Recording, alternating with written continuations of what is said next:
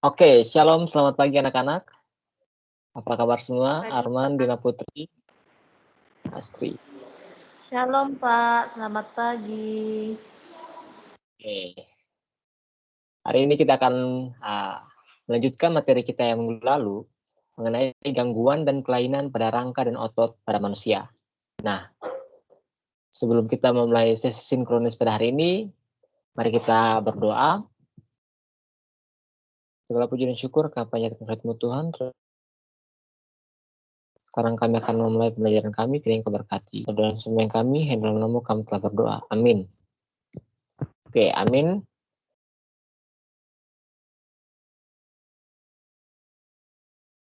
Untuk mulai pembelajaran kita hari ini, Bapak ada satu quotes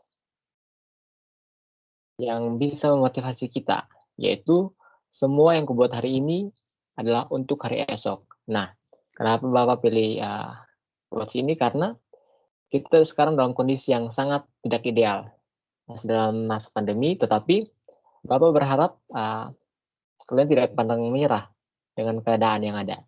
Nah, kita tetap fokus pada tujuan kita, pada cita-cita kita, dan kerjakan setiap bagian kita.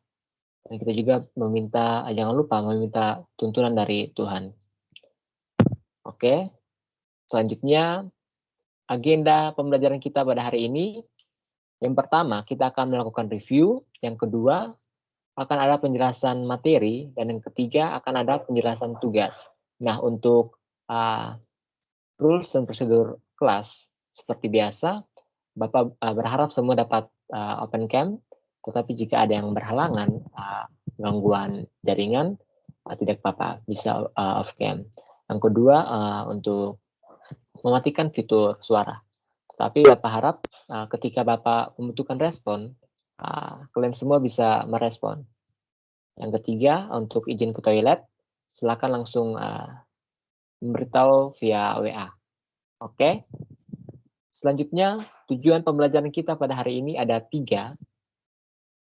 Yang pertama, siswa mampu menjelaskan gangguan-gangguan serta kelainan pada sistem gerak manusia melalui soal tanya jawab dengan tepat.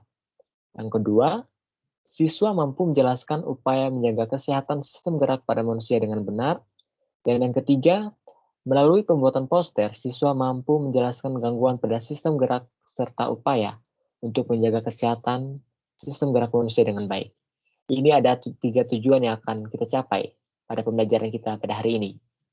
Oke, selanjutnya kita akan review. Pembelajaran kita minggu lalu mengenai otot manusia. Otot pada manusia. Oke, silakan ada yang mau volunteer? Silakan, siapa saja mau volunteer. Oke, silakan. Arman. Yang saya ingat itu otot itu adalah jaringan dalam tubuh manusia ataupun hewan yang berfungsi sebagai alat aktif Pak, yang menggerakkan otot, yang menggerakkan tulang. Oke, baik sekali Arman. Jadi otot adalah alat gerak aktif yang menggerakkan tulang sebagai alat gerak pasif. Oke, baik sekali. Nah, selanjutnya Bapak ingin bertanya pada Dina Putri, apakah bisa bersuara? Halo Pak, bisa Pak. Oke, Bapak, pembelajaran minggu lalu kita ada mempelajari tentang otot. Nah, itu ada 3 jenis otot. Dina bisa sebutkan? Yang saya ingat, nanti perbaiki ya Pak kalau salah. Ada otot lurik, otot polos, sama otot jantung Pak. Oke, baik sekali Dina. Jadi benar ya yang disampaikan Dina, ada 3 jenis otot, yaitu otot lurik, otot polos, dan otot jantung. Nah, Bapak berharap kalian semua tetap memahami materi minggu lalu dan juga materi-materi yang telah dipelajari. Oke, selanjutnya Bapak ingin menunjukkan beberapa gambar. Oke, adakah yang pernah melihat kejadian-kejadian ini? Ini ada fisura, ada fraktura, Fisura itu retak tulang, ada fraktura. Selanjutnya itu ada rakitis dan juga ada osteoporosis. Adakah yang pernah dengar atau pernah lihat dalam lingkungan sehari-hari? Selanjutnya itu ada atrofi dan juga hernia.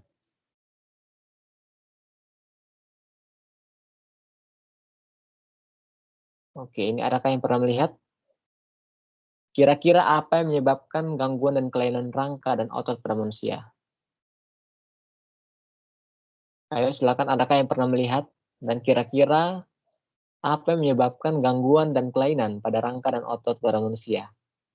Ayo silakan, volunteer. Kata Saya Pak, mama saya, Pak. Saya dulu, Oke. Pak. Oke, silakan Kata Dina mama Putri. saya, Pak, karena kurang nggak minum susu. Oke, baik sekali Dina. Ada lagi? Oke, silakan Arman. eh, kata bapak saya juga karena kurang vitamin, Pak. Oke, baik ya. Kata Bapak dan kata Ibu. Oke, Astri, mungkin bisa menyampaikan pendapat. Yang aku tahu Pak, jarang olahraga sih Pak. Kayak aku sekarang sakit Pak. Oke ya, cepat sembuh ya Astri. Oke, jadi jawaban kalian semua benar. Bapak tampung dulu. Selanjutnya kita akan mendengarkan penjelasan lebih lanjut. Oke. Selanjutnya, yang pertama kita akan mempelajari dulu mengenai kelainan dan gangguan pada alat gerak pasif.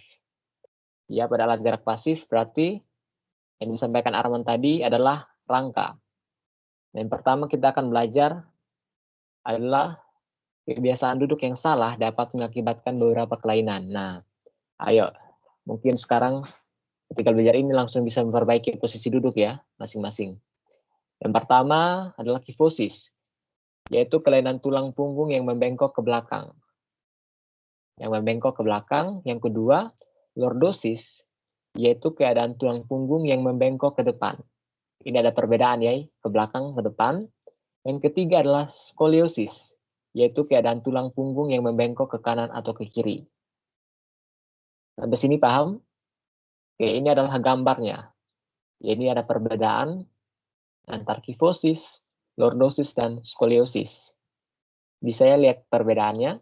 Sampai sini mengerti?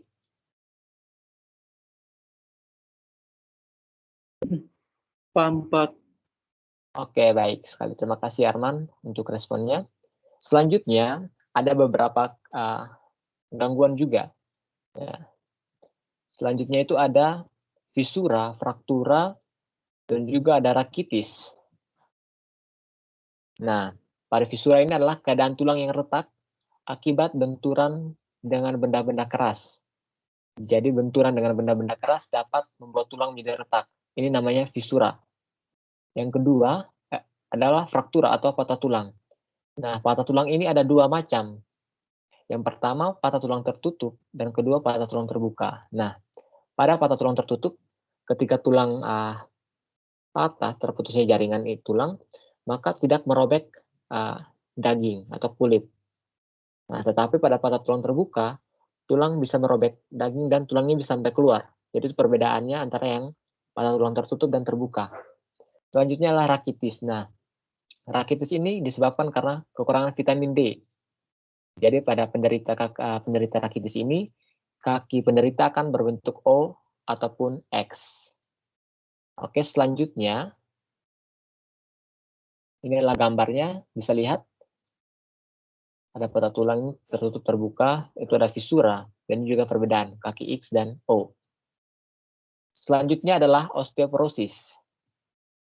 Nah, osteoporosis ini yaitu gangguan tulang dengan gejala penurunan massa tulang sehingga mengakibatkan tulang menjadi rapuh. Nah, ini karena kekurangan kalsium. Seperti tadi kata Dina, kata Mama Dina ya. Kurang minum susu ya, itu karena ada kurang kalsium. Ini bisa menyebabkan osteoporosis.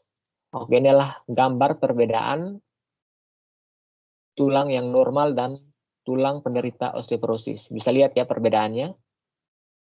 Sampai di sini jelas. Oke, makasih Arman untuk responnya. Selanjutnya kita akan mempelajari mengenai kelainan dan gangguan pada alat gerak aktif. Pada alat gerak aktif berarti pada otot.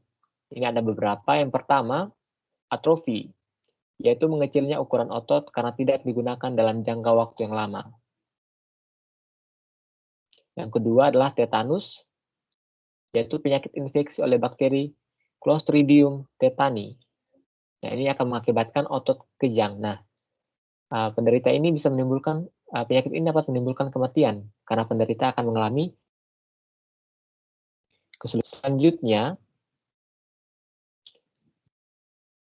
ada kram, hernia, dan juga polio. Nah, kram ini mungkin sangat sering kita alami, yaitu otot yang kejang yang diakibatkan karena aktivitas otot yang terus-menerus, kekurangan cairan elektrolit, atau tidak melakukan pemanasan sebelum berolahraga. Nah, mengapa ketika kita melakukan pelajaran olahraga ini sangat sering kita lakukan, yaitu melakukan pemanasan. Yang selanjutnya adalah hernia abdominal, yaitu sobeknya dinding otot perut sehingga usus otot melorot ke bawah. Selanjutnya ada polio, yaitu penyakit lumpuh yang disebabkan oleh virus. Virus polio menyerang saraf dan otot. Jadi virus pun dapat menyebabkan gangguan pada otot.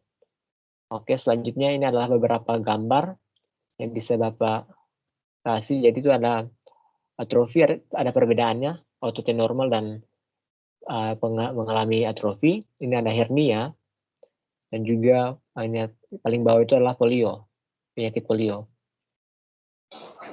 Oke, selanjutnya, jadi yang menyebabkan gangguan dan kelainan pada tulang dan otot, apa yang kalian sampaikan di awal pembelajaran tadi sangat baik. Tadi kata Arman, ada yang kurangan vitamin D, kurang kalsium, ada yang kurang berolahraga. Nah, apa yang kalian sampaikan itu sangat benar. Jadi banyak sekali penyebab yang menyebabkan gangguan pada tulang dan otot. Ini ada beberapa yang bisa Bapak kasih. Nah, setelah kelas ini Bapak akan berikan kalian tugas untuk mencari lebih banyak lagi, baik itu penyakit dan upaya untuk menanggulangi penyakit tersebut. Nah, selanjutnya ketika kita mempelajari, kita mengetahui setiap kelainan, bagaimana kita menjaga kesehatan tulang dan otot. Nah, yang pertama, ini Bapak ada memberikan beberapa, ada berjemur di bawah sinar matahari. Nah, biasa orang bilang berjemur di sinar matahari itu ada vitamin D. Nah, Bapak ingin menambahkan ketika Bapak kuliah waktu itu ada, kalau tidak salah, kimia organik sama dosen Bapak, dijelaskan bahwa vitamin D itu sudah ada di bawah kulit. Nah, ketika kita berjemur di bawah sinar matahari pagi, nah itu akan seperti apa ya, mengaktifkan. Jadi vitamin itu akan terserap ke tulang. Nah, selanjutnya banyak mengonsumsi makanan yang mengandung vitamin D. Banyak mengonsumsi makanan mengandung kalsium, seperti apa yang tadi disampaikan oleh Dina, olahraga secara teratur, menghindari kebiasaan duduk yang salah. Nah, coba sekarang semuanya kebiasaan duduknya gimana nih? Apakah tegak atau sudah mulai miring kiri, miring kanan? Oke, Apa harap semuanya tetap dalam posisi yang baik ya. Dan selanjutnya melakukan aktivitas fisik yang cukup. Ini adalah beberapa hal yang dapat kita menjaga kesehatan kita, baik itu tulang dan otot. Sampai sini ada yang ingin bertanya?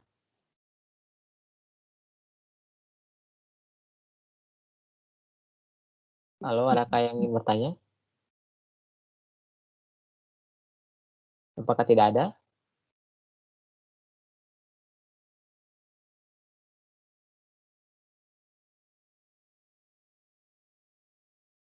Oke, belum ada ya.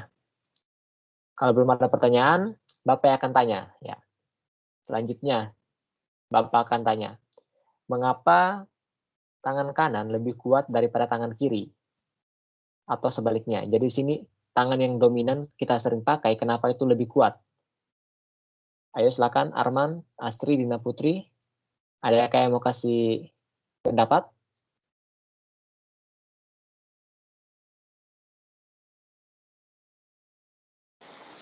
Saya, Pak. Oke, Suara aku silakan. kedengaran nggak, Pak? Terdengar, Astri.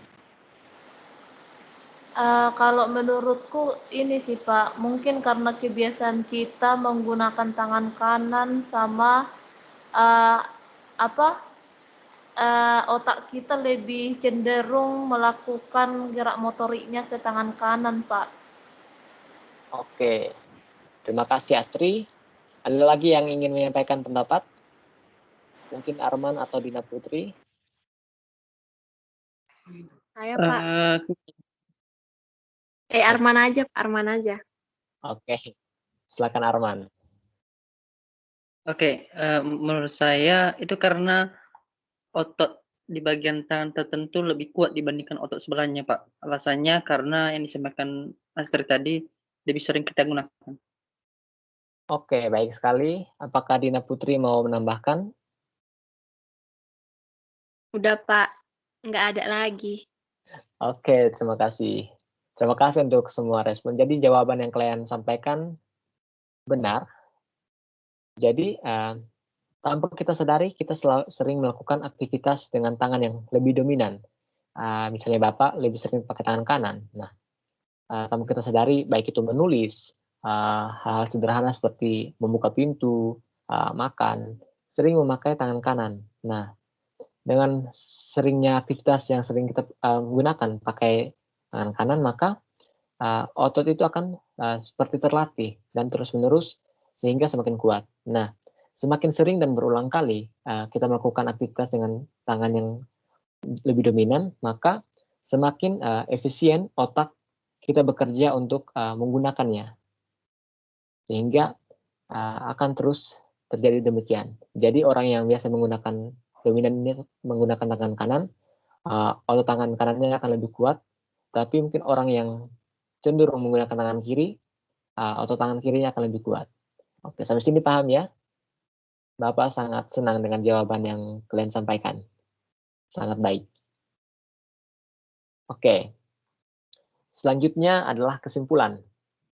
Jadi dari pembelajaran ini Bapak akan simpulkan, yang pertama, dalam kehidupan kita banyak sekali hal-hal yang dapat menyebabkan gangguan ataupun kelainan pada otot dan tulang kita. Baik itu dari kebiasaan dulu kita yang salah, dari berolahraga, dari kurangnya mengonsumsi makanan yang sehat, juga dapat menyebabkan gangguan pada otot dan tulang. Nah, kedua adalah bagaimana kita mengupayakan untuk menjaga kesehatan itu.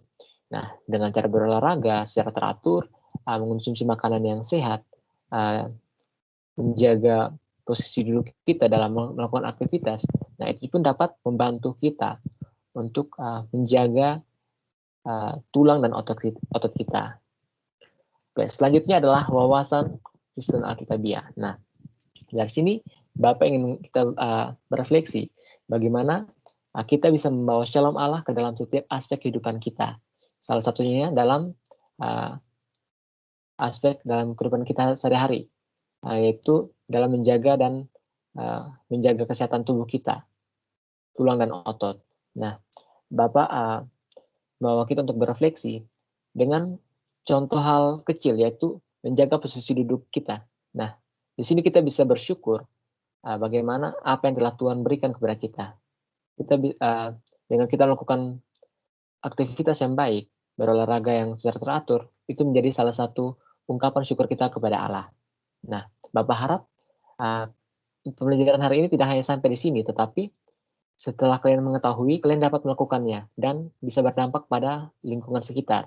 Ya, misalnya mungkin adiknya Arman melakukan posisi duduk yang salah. Nah, di situ Arman bisa sampaikan untuk membenarkan bagaimana posisi duduk yang seharusnya. Nah, itu hal-hal sederhana yang Bapak harap kalian juga bisa berdampak bagi sesama. Sampai sini paham ya? Oke, Pak. Oke, baik. Terima kasih. Selanjutnya adalah tugas untuk kalian akan kerjakan. Yang pertama, menonton video. Nah, setelah ini Bapak akan memberikan kalian video, dan di situ kalian bisa menulis gangguan pada rangka dan otot pada manusia dan upaya untuk mencegahnya. Nah, tugas ini tidak akan dikumpulkan, tapi sebagai referensi belajar untuk kalian. Nah, Bapak harap tidak hanya dari video yang akan Bapak kasih, tetapi dari internet ataupun sumber-sumber yang lain, baik dari buku ataupun dari apa yang kalian lihat di lingkungan sekitar dan bisa kalian gali lebih. Bapak juga berharap misalnya ketika Arman mendapat sesuatu bisa dibagikan juga kepada teman yang lain dan sebaliknya. Nah, yang kedua adalah tugas membuat poster. Nah, tugasnya ini adalah poster mengenai gangguan dan kelainan pada rangka dan otot pada manusia, serta upaya untuk menjaga kesehatan. Nah, poster ini akan dikumpulkan pada minggu ke-15, dan poster ini akan dikerjakan secara pribadi. Setelah kelas, Bapak akan mengirimkan rubrik dan juga topik pada setiap siswa, sehingga topik kalian akan berbeda. Oke, sampai sini jelas ya mengenai tugas. Apakah ada yang ingin bertanya mengenai tugas? Dikumpulkan di mana, Pak? Oke, terima kasih Dina. Nanti posternya itu akan dikumpulkan di Teams. Nanti tempatnya akan Bapak sediakan, akan di Teams di week ke-15. Oke, ada lagi yang ingin bertanya?